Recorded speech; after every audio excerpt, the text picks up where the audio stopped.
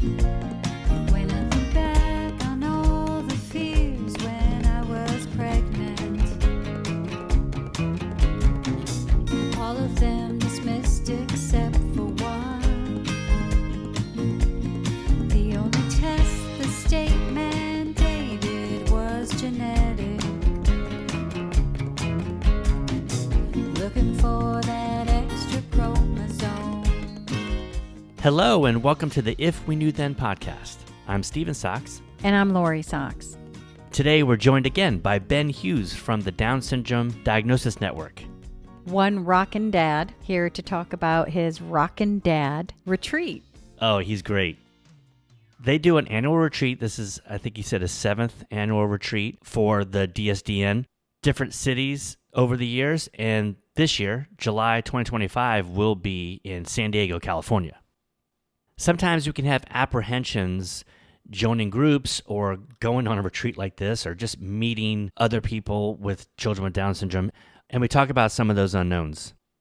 Information will be in our show notes, how to access the app, and register for the retreat. So welcome, Ben Hughes.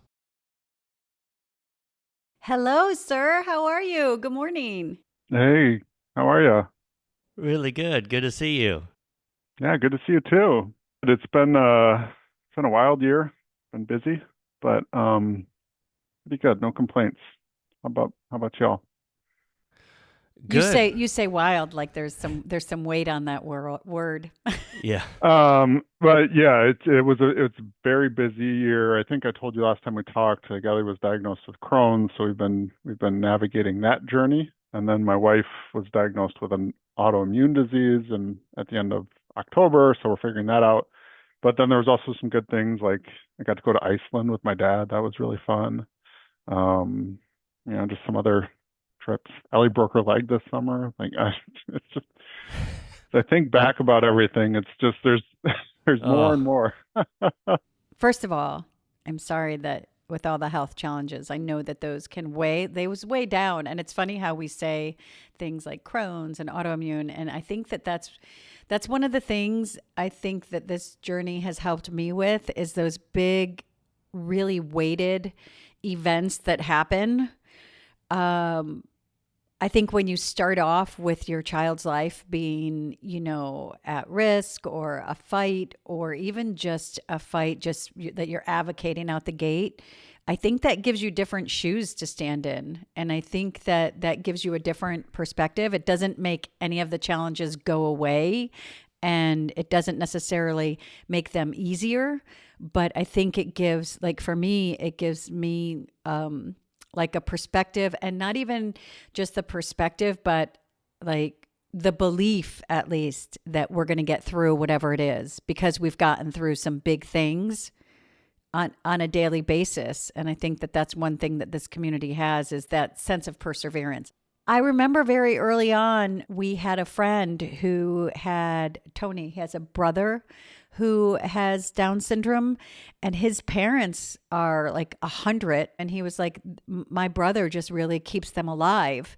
And I didn't understand that. And sometimes those token stereotypical sentences really would hit me wrong, because baby with the bathwater, we've tried to overcome a lot, all stereotypes. Like we've tried, and we did that with our daughter too, but we've really none of the stereotypes we don't even a hint of one. We're like, no, not an angel. Yeah, right. Mm-hmm. Do you know these things? Yeah. And some of them have found a different meaning, and I understand now where those thoughts and words come from.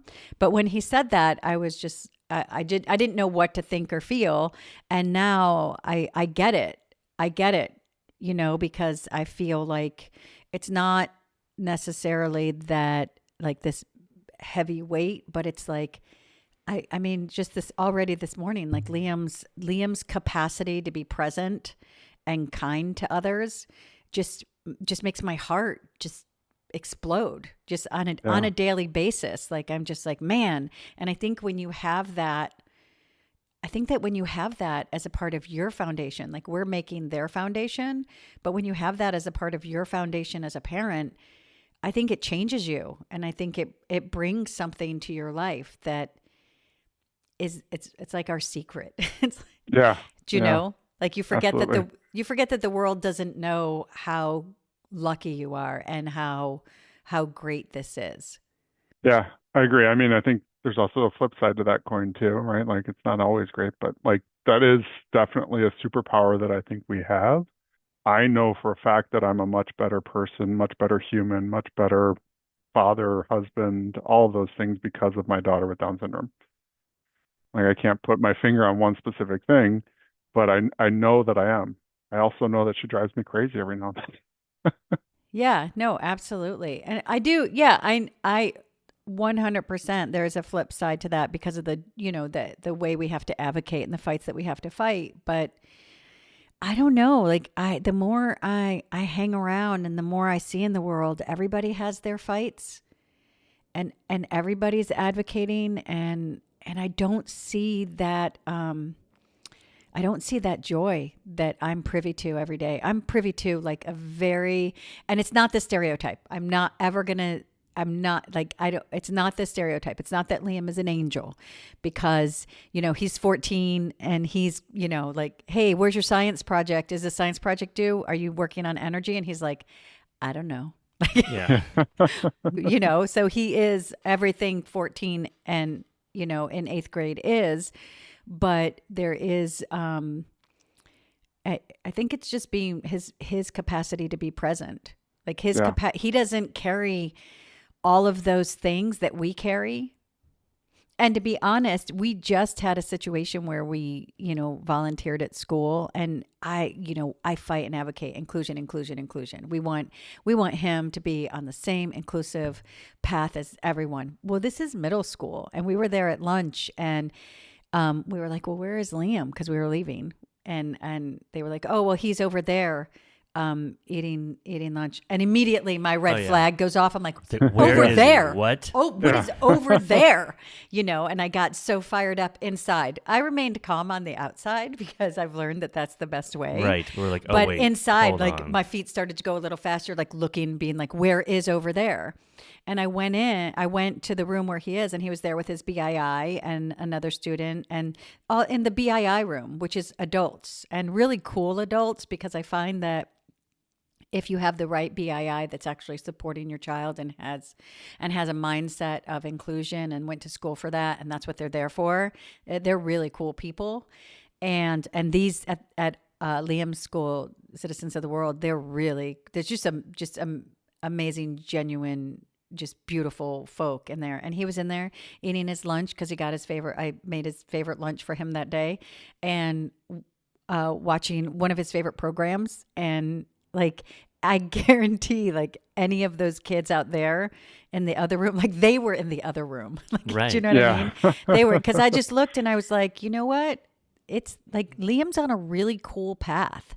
And he's got a really great life. And there's parts where inclusion I'm going to fight for, like just receiving the equal education. But part of it, I'm going to allow him to enjoy the benefits and the riches and The perks? And the perks, because he works harder. He's accountable to a different level. And I was just like, you know what? He doesn't always have to be in the same room as everyone.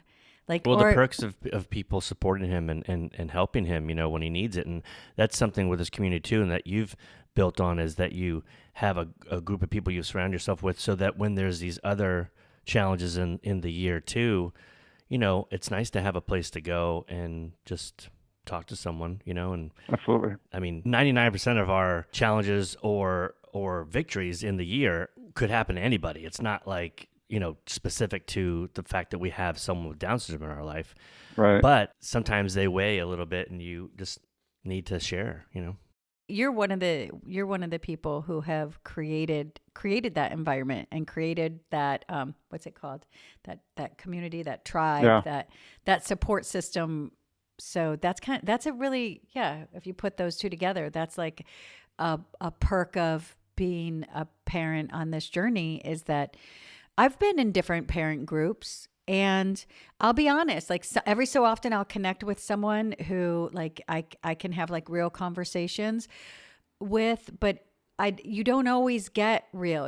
A lot of times you get people trying to be what they think they have to be, or, still at that place that I think that I was. And that's not to say everyone, but in a parent group, that can be intimidating because I always, and I don't mean this in a bad way, in my experience, when Sophia was in kindergarten, I was like, wow, it's a kind of a lot. I feel like I've been thrown back into high school. Do you know what I mean? Yeah, with the parent like, groups, yeah. yeah, like you're in these groups where it's like people are, shifting and moving, and there's Clicks, maybe. clicks. Yeah, there's definitely clicks and like all of these elements that exist that, like, right off I was like, oh gosh, this doesn't feel good. But some people love it and they thrive. And I think that's amazing because everybody finds their path and different things work for different people. But I think one of the perks of this journey is that the connections that I make, like with you, Ben Hughes, and with any parent or caregiver that's ever been, or advocate that's ever been on the show, or any other parent that, that I am friends with whose child also has Down syndrome, those conversations, I don't ever step away from those conversations like not feeling like I connected. I always feel connected. I always feel seen. I always feel heard. I always feel like I've listened to somebody. I always, like, a lot of times I feel like our conversations lift us both, or even if it's just a way to genuinely, honestly just talk and empty our bucket and be honest. Because I don't think we were ever able to be honest about our journey in a parent group. And I think we've discussed this before. A lot of the parent groups, my experience was that as a parent of a child with Down syndrome, there was a certain level that I had to stay above. Like, I could never talk about any challenges or struggles or, inequalities, because I don't think that they weren't met with like open ears, or they were judged as something else. And so there was this sense of that I just could never really let my guard down, because every parent has moments where they're like,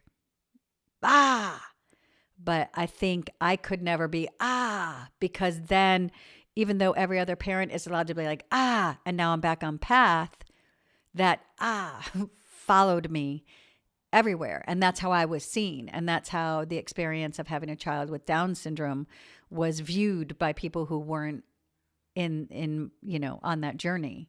Yeah. So I guess this would be a good time to introduce yourself and where you're from and what you do. Yeah, sure.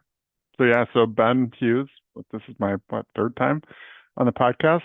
Excited to be back. Love it. So I live in Michigan. I have an 8-year-old daughter named Elliot who has Down syndrome. She also has autism and some other, like, Crohn's and Hirschsprung's.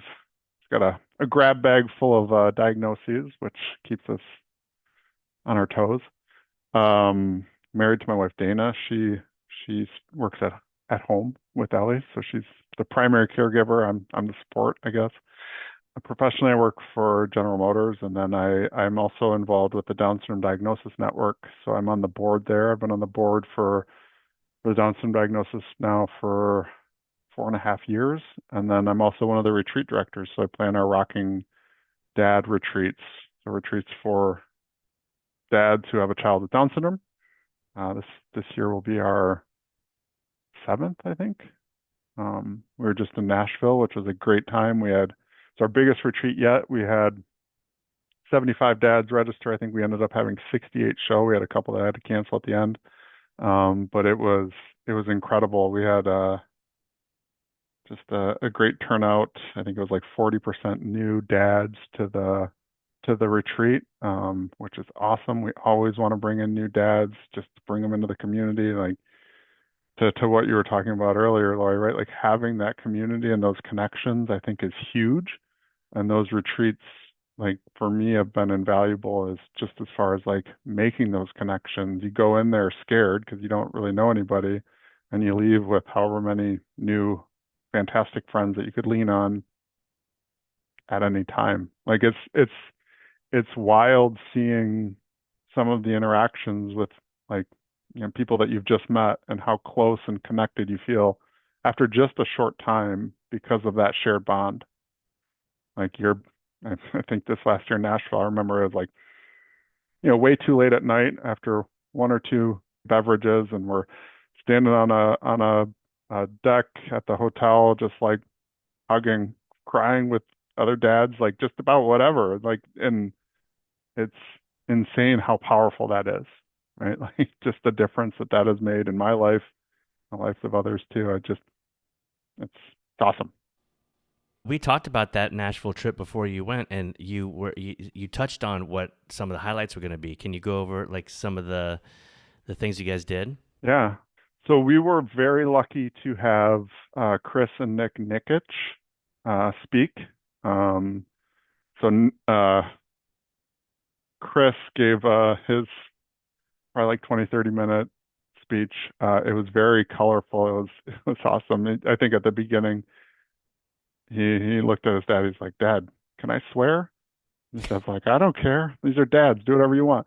And so he was pretty spicy, and it was great. The dads loved hearing from him, and then hearing from Nick, Chris's dad, and his all the work that he's put in to get to Nick to where he's at today. Running triathlons and Ironman, all those things was just really impressive and inspiring. So that was great. We also had a dad. His name's Garrett Smith.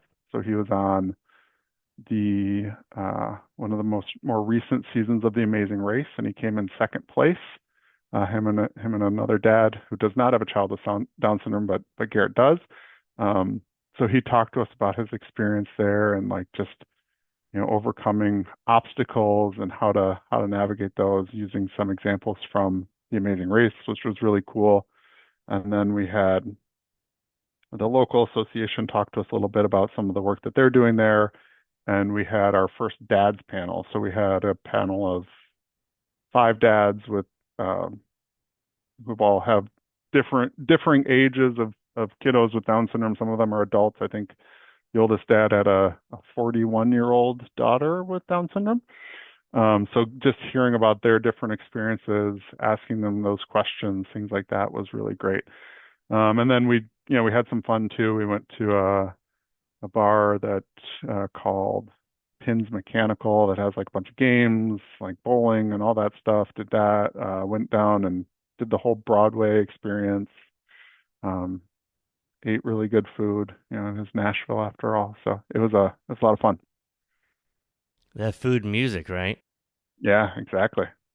One of the things I love about Chris and Nick's story is Nick is very open about that he had bought into the stereotypes for a great deal of Chris's life. And that as soon as he decided that he was going to believe in his son, that's when he started to invest, and at just 1% a day. So, and that wasn't that long ago. And Right. It wasn't, so I think their story is so important because, it's not, we do. I think Excuse it's changing. our garbage truck in the background, by the way. But I think it's we're only human, and so I think that the narrative is changing, and I think more and more people are getting out there, changing the narrative. But you cannot hold it against yourself if you believed that your child needed to be not included in the classroom. If you believed these limits, it's just because that's what we're told. And, most parents are allowed to be able to believe the conversations and the information they're given. But we have to check the source. And it's okay, because I believe that we're all doing our best with the information that we have at the time. And I don't ever want a parent to carry any kind of guilt because, now that I'm here, I would have done it differently, because you have to know that you did the best you could at the time where you were. I mean, we had a parent of a child who their diagnosis was not Down syndrome, but they had a different diagnosis, and they believed the school system, and they took their child off curriculum, and they, had their child away in a special day class, and looked back and was just like, I wish I wouldn't have just listened to them. And I think their child's diagnosis was only ADHD. And it was like, and they did all of these things that the school told them to do. And then they were like, I looking back, I would have done it differently. And I was like, yeah, we'd all do. Like I would have wore more sunscreen. Like, you know what I mean? Like we can't do that. We can't do that to ourselves. So I think that the reason I love Chris and Nick's story is that, they're very open about what that journey looked like and how it changed once they changed their mind. And we can do that as parents. And I think it's a really great example of how pliable our children are. They're like Liam. And to be able to concentrate on the stuff that you're specifically told is out of the question. Yes. At the beginning. 100%. I mean, to focus on a Ironman, like physical things to begin with that aren't low bar is out of the question. I mean, like, of course, you might. There's going to be plenty of parents that don't get their kids involved in sports because they don't feel like that's a strength for their kid. But then also, there's the parents that go, yeah, I'll get my kids in a sport that's not an inclusive sport, just like kind of maybe we'll just kick the ball around a little bit or something, where it's not like challenging, a challenging competitive thing. And here's someone that is doing something that 99.9% of the people don't even attempt to do. And people that do attempt it don't do it. And he's never attempted an Ironman that he hasn't finished. I mean, that's like that's amazing. It's incredible. It's like to really understand the physical challenges of that and the preparation it takes to even attempt it. It's just a dedication that could open our eyes as parents to so many different facets in our kids' lives of what a real potential is. Like just not listening to what people tell us, letting our not our every kids, kid's gonna run an Ironman or something. I mean, or a mile. I'm not it's gonna hard do, to run a mile. No, it's hard but to run a mile. But the idea is, hey, this isn't out of reach, and you can take that with math skills and science and art too. I mean, yeah. It's really hard, I think, to get schools to support our children with sports because I think that unless you have a coach who is inclusive and has some experience, people are afraid. People are like, they think that, I know like with Liam, I've had to just be like, just let him go and kick the ball, and if he falls, he's going to get up. He has someone at home that he trains with. Like it's like, no, he's good. Just he needs that, like even just for social interaction, because he'll be in a group and realize, oh, not everybody is, a Kobe Bryant. Not everybody is, he needs a to be Prefontaine. He's sure. He's allowed to be. He's just. These are my sports references based on because I don't have a lot, but it is. It's like to be afforded the same ability to try and fail and succeed. That's what I was going to say. To be allowed to fail. Yeah, to be allowed to fail is something that, especially dads in your retreat, got to hear that story because. Yeah. It's really a conversation that was handed Stephen, which like crushed him so hard at the beginning was that God, I haven't thought of that. He in so was long. like, I'm never going to be able to throw the ball with Liam. I remember saying that. I was like, oh, because so that's is this what people out of told the question? him. The things I did with my dad, throwing a ball. Just, hey, you want to go, shoot hoops? You want to throw the football or the baseball back and forth? We'll have scenarios of 3, 2, 1 and the shot clock, or tagging someone at the plate, and all these things that you go, oh, that was exciting moments growing up with my dad, just teaching me about this unifying thing called sports, which can really unify a lot of people. And Liam throws the ball wonderfully, and he catches the ball, and he loves the gerbil, and he has he's a mad kicking plank now, and and physically he loves doing plank and push-ups and stuff. So yeah, that's only out of the question if you allow it to be, and if you but it's easy to do when you're taking people's advice to just go not attempt or not to push and go, oh, okay, we won't do that, but it's there. It's there. That's why having the access to this to our community is great, because we're going to tell each other the truth.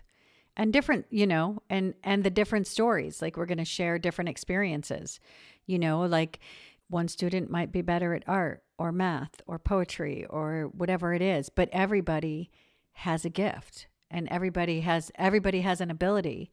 And that's one thing that we have to be reminded of sometimes, because it's not something that we're told all the time. I was, Yeah. did you want to say something? Because I wanted to go back, because you were talking about at the end how you guys were standing on a deck, crying and hugging. And I think, I mean, honestly, as men, you are. I mean, at least this, maybe the generations coming up are getting different guidelines. But I mean, we love The Cure, and one of their biggest hits is "Boys Don't Cry," and I think that that's something that is really hard on society, to have a whole part of our society to believe that they are not allowed to be connected to their emotions. They're not allowed, that different adjectives go to someone who expresses themselves or talks about things or feels things. And I think that to be able to do that, it doesn't matter how many chromosomes your child has. For you as a human, for Stephen as a male to be, and that's me kind of leaning into stereotypes of gender, but I do know that historically society has put them down pretty hard. But to be able to break out of those and to just be like, you know what, I think all of society should know that, hey, all your feelings are valid. Every single one of them are valid. Well, not only to be able to feel your feelings and to be able to, if that means crying, but if you're crying, that it's not the end of the world, that you're allowed to just like, hey, I might take a moment and shed some tears because I'm a bit emotional, but it doesn't mean that the blank's hitting the fan and that everything's coming down. That it's just an emotion, and we can release that. It's really about caring about each other. It's really about loving one another. Well, obviously the Rockin Dad's Retreat is a safe space. Yeah. Well, and that's part of our goal, right? Like, I think we joke about it, the retreat team. So myself, Jordan, and Brandikas will joke about, like, are we going to make the dads cry this year? Like, and in a good way, right? Like, because we want them to feel comfortable being vulnerable. We want them to feel comfortable knowing that they're around other dads that are going through a lot of the same things and who get it. So, like, that, if you remove that fear or concern around, like, oh gosh, when do I have to talk about my child who has a disability? When do I have to bring that up? Like, that you sometimes feel in other situations with other parents who do not have a child with Down syndrome, like, taking that away, it just opens up those doors so much faster. Like, even men and at these retreats who are like, nah, I'm a man, like, we see those people, it's like, okay, you're the one that I really want to break down, because I want to give you that release, because I can tell you're like got a lot of pent up emotion in there. And so it's powerful, I think, to see. And you guys interviewed Tom, who we had in St. Louis. He was a researcher. And when he was telling his story, and like, I don't think there was a dry eye in the room, because he broke down too, because it's so personal and close to all of us, and we've all had those feelings, that it's just like that connection, and it's huge. Well, it can also possibly and probably allow these men to go back at home and feel more comfortable sharing their emotions, in a setting once you've done it, in your home setting, because we should be comfortable. And that's that. If you show someone how to be comfortable, then maybe they can take it home too. Well, even beyond that, like, just in today's world with how virtual everything is, like, if you're not comfortable doing that at home, if you're doing it right, you have at the retreat, you have resources that you can reach out to after the fact. And I know I will get messages to this day from dads who like, hey, can I ask you a question about this? Or do you have an opinion on that? And like, I'm like, well, I can try. I'm not an expert, but I'm happy to help. And I think that's sometimes lost on me, like the impact. Like, to me, this is a fun weekend to enjoy some time with some other dads going through the same thing. But sometimes you lose sight of the bigger impact that has too, and that's really important, right? Like, I think about my microsphere of like, this is what I'm doing, and I'm going to talk about it. But like, I forget, or I'm not always aware of how that spreads. And so I'll give you an example, because like, I think about, like, I like to talk about the retreats. I like to work with DSDN. I like to advocate, raise money, spread awareness, things like that. And I feel like I'm doing it in my small microsphere, which is important, right, for the people around me. But where I see that start to make a difference is when I have people that I know on Facebook or like that I was friends with or what have you that'll reach out to me and say, hey, my friend just found out they're going to have a baby with Down syndrome. Can I connect you with them? Or I had someone that I used to work with reach out to me and she just had a baby with Down syndrome a month ago and she reached out to me while they were pregnant. They found out. It's like, you've always been so great sharing stuff. Can we talk? And like just those little things that you forget about, like, because I'm just like trying to make the world a better place for Ellie. And it goes so much bigger than that. And you're not always even aware of it. And seeing that is so rewarding. Like I think the retreat is a very tangible thing that I do that I try to help bring people together, but like it goes so much broader so quickly, which is why it's so important to like put that best foot forward, to always be talking about it, to be advocating, to overcome those stereotypes, things like that, like you're talking about. So, Well, I want to talk about, before we talk about this year's retreat, when I hear someone say, hey, my friend or my cousin just had a child with Down syndrome, or hey, a coworker from the past that says, can I reach out to you? I just got a diagnosis that my child's going to have Down syndrome. I get an overwhelming experience of joy. Like I'm excited. I'm like, oh, I want to tell you. And it's one of the big things that I never would have thought would have been my experience when I was given the diagnosis. Do you find that too? 100%. And like I think back to when we got that diagnosis and how terrifying it was at the time, right? Like because you don't know any, like I had very little exposure to people with that. Like I didn't know much about it. And so it's so terrifying, but like exciting at the same time because it's new, but you're like, what is this all going to mean? And it's just overwhelming. And so like being able to be that voice or that resource for someone else that's going through that is so important to me because I remember it very well and like trying to help those people in whatever way it is, even if it's just to talk or to talk about my experience or just to listen, I think is so rewarding and valuable. So yeah, I agree 100%. Did you have a hopeful voice in your ear when Ellie was born? So we had a pretty good diagnosis experience for the most part. It was prenatal. And then we spent 27 days in the NICU after she was born.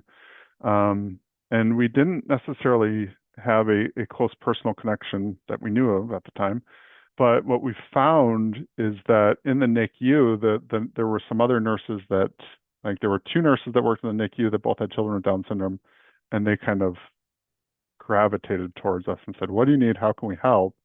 And started connecting us in the community. So other than that, no, not really. Our first couple of months were pretty chaotic because we also moved to Nashville and like so there's a lot of moving pieces.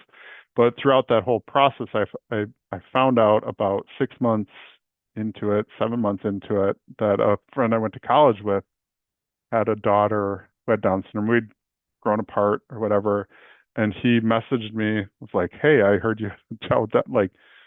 Sucks that you moved to Nashville, but if you're ever back up in Michigan, let's connect. And then moved back, and he and I, and then there's a group of probably like 8 of us dads locally here that get together once a month and try to bring in more. But actually, we're getting together tonight to go play pickleball, so it'll be fun. Fantastic. Yeah, so we try to do one thing a month, and I think what was it, 5 of us all went to the retreat in Nashville. So we'll see how many go this year too. Okay, so Rockin Dad's Retreat 2025. Yeah. So we are going to San Diego. I've always wanted to go. I've heard it's amazing. So perfect weather, all that, which will be really, really fun. July 11th and 12th, we have some exciting speakers. Sean from Born This Way and his mom and dad, Sandra and Rick. So Sean will give a keynote. We really like having a self-advocate. And then we'll hear a little bit from Sandra and Rick about their journey as well. And then Kenny Clutch, who is a Down syndrome advocate. He was a professional dancer. He has a son with Down syndrome who also won his battle with leukemia. And he went viral because he would dance for him in the hospital. He's taken that viral fame and developed a process called the Unshakable Method for overcoming and dealing with difficult challenges in life. So it's a whole methodology. So he'll talk to us about that. And then we have Brady Murray. He is one of the people who helped found Rod's Heroes, which helps with adoption costs for adopting someone with Down syndrome, helps connect people, all those things. And he also has a company they started called the Caring Tide, which is focused on providing parents of children with special needs resources, plans, et cetera, to help navigate that system. So we're pretty excited.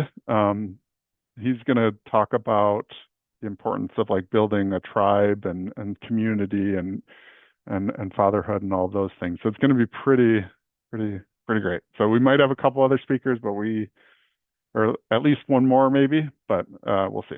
Registration is going to open in January. We're shooting for 85 to 100 dads this year. So fingers crossed. First time coming to the West Coast. We've been in the Midwest forever. So we're hoping that by going coastal and being in San Diego, a highly desirable destination, will be a draw for a lot of people. So cost, it's $400 for the registration.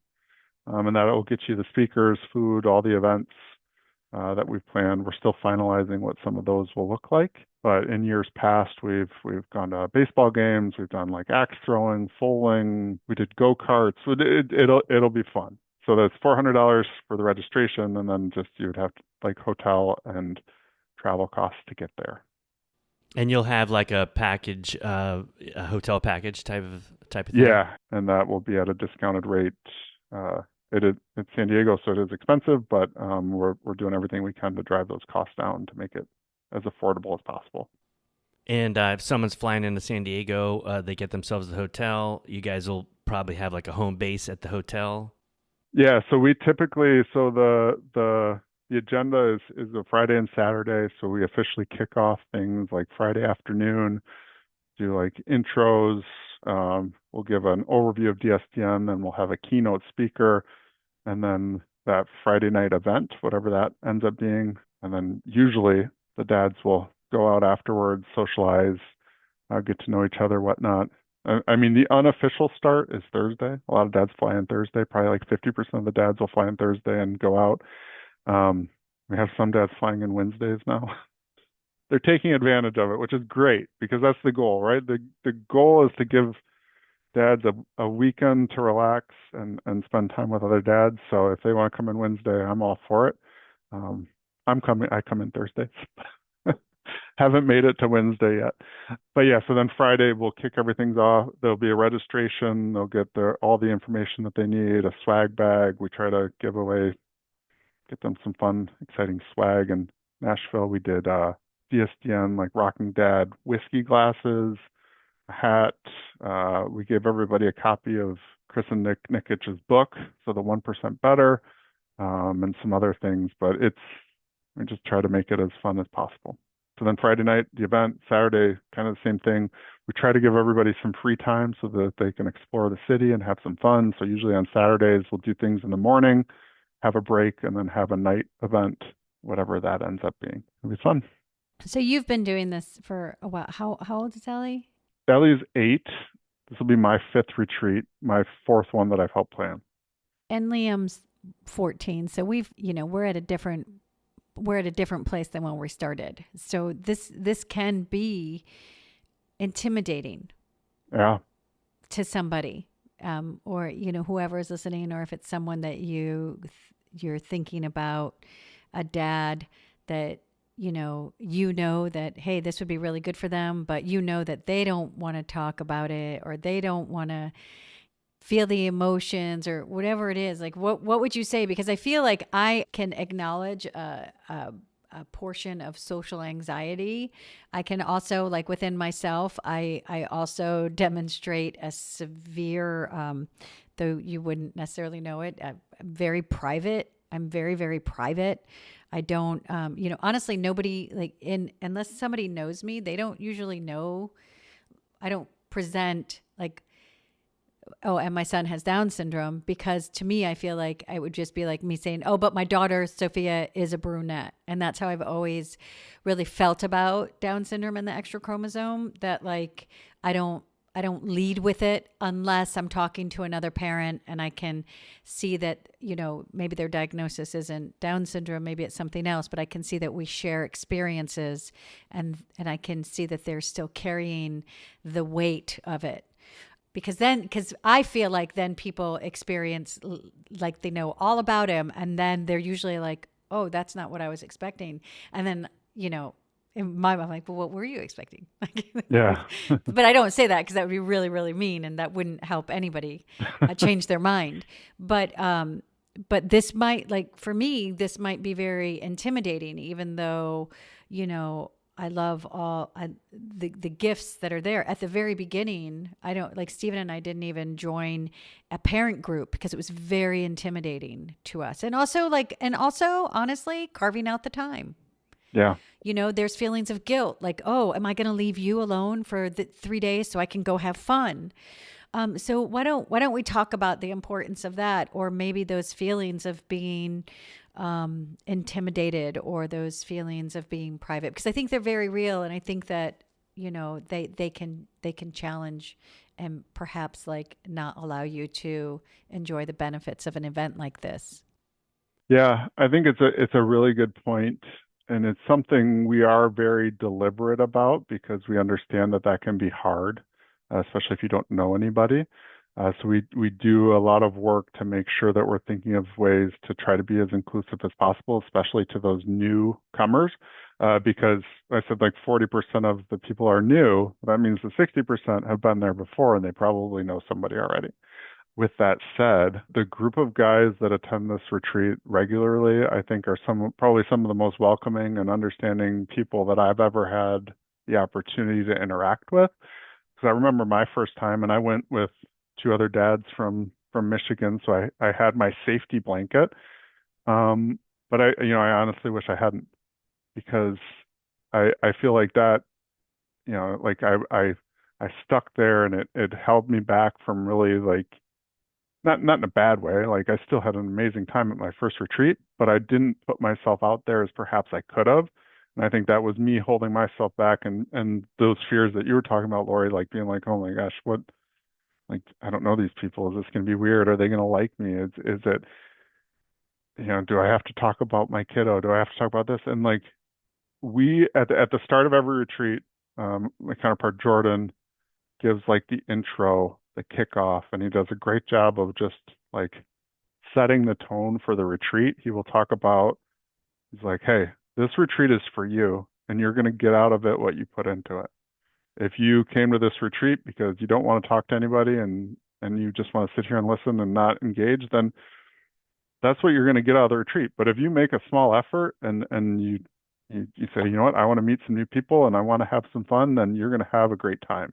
So he puts a lot of that responsibility back on the attendees, but we do everything that we can to try to facilitate an environment that's going to be welcoming, open, and make sure that everybody has that great time, which is harder as we grow, which is why we have to be very deliberate about it.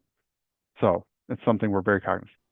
I just want to speak on the person who just wants to sit, who has the courage to go but doesn't want to talk to anyone and just wants to sit there. That's enough sometimes. Mm-hmm. What I realize is, like, if that first step is just stepping into the room, that's the biggest and most important step. You don't know, like at the beginning, you may be like, I'm not going to talk to anyone. And then you might be dancing on the last night. So you don't know what it's going to be, but you can just go and you just honor yourself and be who you are, and don't think that you have to be anything else, because especially if you're a new parent, in a few years, you're going to learn that that's the gift that your child has, is they're never going to be anybody other than themselves. And they're always just going to be present.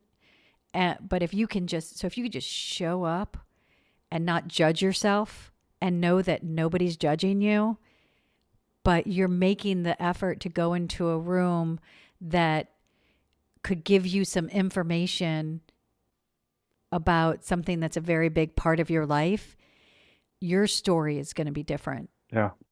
I just want to speak on that because I know sometimes we get gung ho. I mean, Steve and I are like, yay, your child has Down syndrome. And we're like, this is what you do. And you fight the system and you advocate and your child can run a triathlon and your child can graduate from college and your child can drive. But also there's self-driving cars. So that's not even a worry anymore. And all of these things, but it's 14 years in. Yeah, we remember 14 years ago. But, almost 15 years ago, the ground was pulled from beneath our feet and I've never dropped so hard. So I just want to acknowledge those parents that are crying and afraid and thinking thoughts and feeling guilty about their thoughts and, not knowing and afraid of the unknown. But this is really good because every day you go out into the world, you're getting the narrative of people that don't know this journey all the time. And this is your chance to go out into the world and maybe just even if you're just honestly, San Diego is boss. It's awesome and it's beautiful and there's beaches and that one of the time of year most is so healing great. things that time of the year. And one of the most healing things is just stand by the shore. And you just stand by the shore. That can be an activity. Everybody go and watch the sunrise and be like, you know what? This day is mine. And that horizon is endless.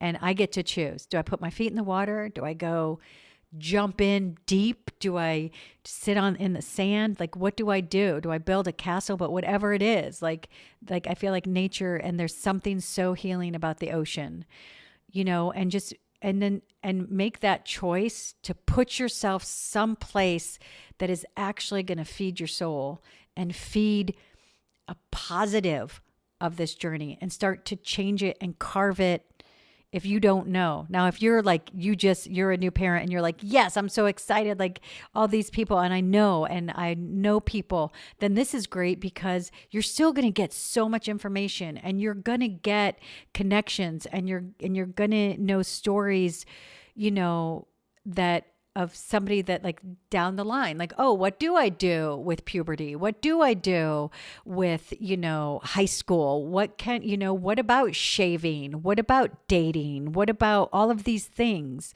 that my child will experience? And you can take that back to your home and that's good for your whole family. Well, and I think it's an important call out too, right? DSDN, our mission is primarily focused on that 0 to 3, the diagnosis experience and providing support in those initial years. But these retreats are equally valuable for new parents who have a 14-year-old like yourselves, or if you have an adult, right? And even if only just for the connection and to understand and meet other dads that are going through the same thing. I don't know what my impact of having an 8-year-old is going to be on if I have a conversation with someone who has a newborn about some of the things that could help them tremendously. So if you think outside of just what's in it for me, right? What's in it for the broader community, for other dads who might be going through something that I struggled with 8 years ago, that, the power of that is huge as well. So even if you feel like you know everything about your child and I've got this mastered, there's still something valuable that you can take away from the retreats. So Stephen, I hope to see you there.